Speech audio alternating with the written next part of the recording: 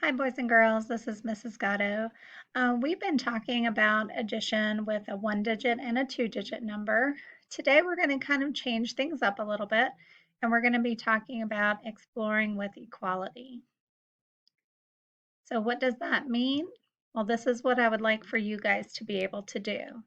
I can determine if equations involving sets and/or numbers are true using the equal sign. I can use the equal sign appropriately to show when groups or expressions are equal. I can explain why equations are true by using addition and subtraction. So we've been talking a lot about addition and subtraction, and today we're just going to kind of focus on that equal sign and how do we know if something is equal. So we have a problem here. Our problem says, Zamira is buying balloons for a birthday party. She wants to have an equal amount of blue and red balloons. Did Zamira buy an equal amount of blue and red balloons? So we have a drawing of some balloons. We have blue balloons and red balloons, and then we have the sign in the middle. And I'm sure you recognize this sign. This is your equal sign. So we need to see, is this side the same as this side?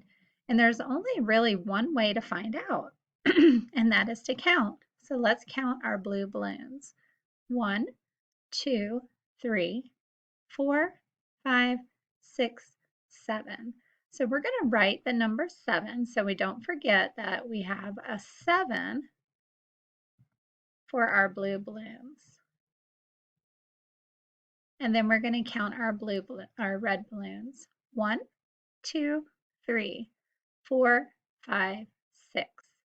So there are 6 red balloons. Now the sign equal means that they have to be the same number. Is 7 and 6 the same number? And the answer is N. Oh, no. 7 is bigger than 6. So did Samira buy an equal amount of blue and red balloons? The answer is no. She had 7 blue balloons and 6 red balloons. Let's go ahead and take a look at our next problem. Oh, something I love over here, cupcakes. Maya is making cupcakes. She wants to have an equal amount of chocolate and vanilla cupcakes. Did Maya make an equal amount of chocolate and vanilla cupcakes? So let's take a look at our equation. 4 plus 4 equals 5 plus 3. So we want to know, does she have the same amount of chocolate cupcakes as she does vanilla cupcakes? The only way to find that out is to add these numbers together. So 4 plus 4 makes the number 8. Now, if you're not sure what 4 plus 4 is, you could go ahead and draw 4 dots and 4 dots and add them up, and you will get the answer of 8. So now we need to figure out what is 5 plus 3. We can also use our strategy count up. So say the big number, 5, 6, 7, 8. Count up 3. So this number is also 8. So our question said, did Maya make an equal amount of chocolate and vanilla cupcakes? She made 8 chocolate and 8 vanilla. So the answer to our problem is yes. Y-E-S. Yes, she made 8 chocolate and 8 vanilla. Those are equal amounts of numbers. Now this one is a little different because it's not a word problem. It's kind of like when we first started school, we talked about something called a fact family. I don't know if you guys can remember that far back, but we had our triangle, and in the top of the triangle, we had our number 11, and then we have a 3, and then we have that 8 that they have there at the bottom. So it's kind of just remembering back to when we talked about fact families. So this says equal. So we know that the big number has to go here, and the big number is 11. 11 equals 3 plus 8. Now we can only use these three numbers again. So we have our next sentence. We know we have a number plus a number equals a number. We know that that big number has to go by the equals. And this one, you're just going to change these around. So we put the 3 first last time. This time we're going to put the 8 first.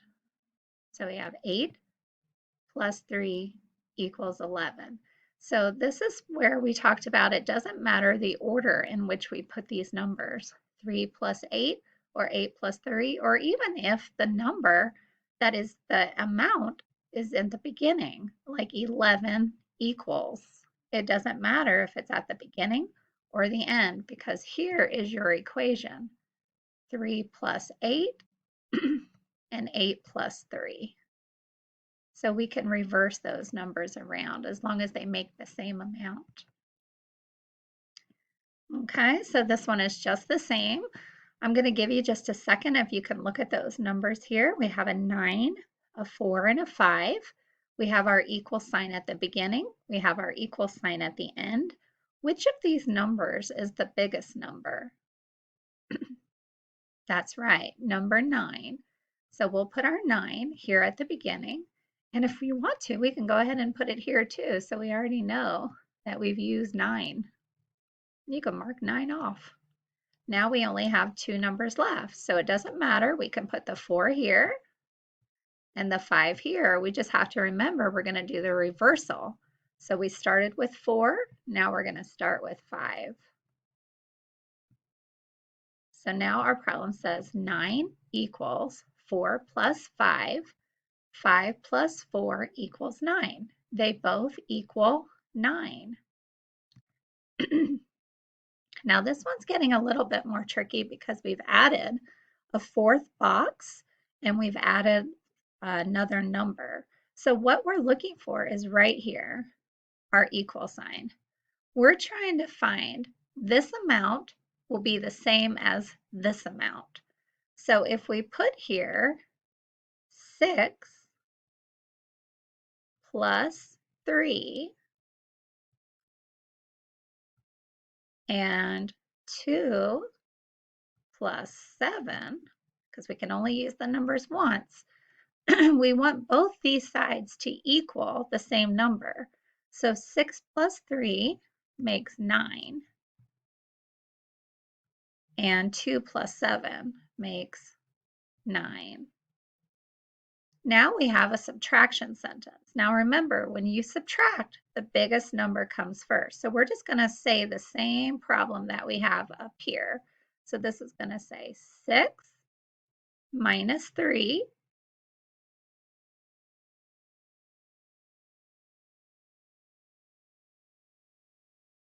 and this side is going to say, and this side, if we wrote these numbers that we have left, 7 and 2, 7 minus 2 would be 5, and 6 minus 3 would be 3, and that is not equal. So we might need to erase these numbers, and we're going to have to figure out what number would make them equal. So I was looking at them, and this is what I see. If we write 7 minus 6, we get the answer of 1. If we write 3 minus 2, we get the answer of 1. So now we have equations that are true, because remember this says please write a true equation. So if we just reverse these numbers like we started to do, we would find out that this was not an equal equation. So sometimes you have to kind of work with the numbers and figure out a way that you can make these numbers make it so that both sides of the equation are equal. Let's take a look at this problem. This is your exit ticket. Exit ticket. So for this one, you're going to want to write it down and send it to your child's teacher. This one says, Yasmin says the equation 12 equals 7 plus 4 is true because 12 is the same amount as when you add 7 plus 7 and 4 together. Tell whether Yasmin is correct or incorrect, and then justify your answer using pictures, numbers, or words. So what does that mean? It means that you are going to write out the first part of the equation, and then you're going to write out what she says is her second part of the equation. And then you're going to see if it is correct or incorrect. So think about the problem. 12 equals 7 plus 4. She says that's true because 12 is the same amount as when you add 7 and 4 together.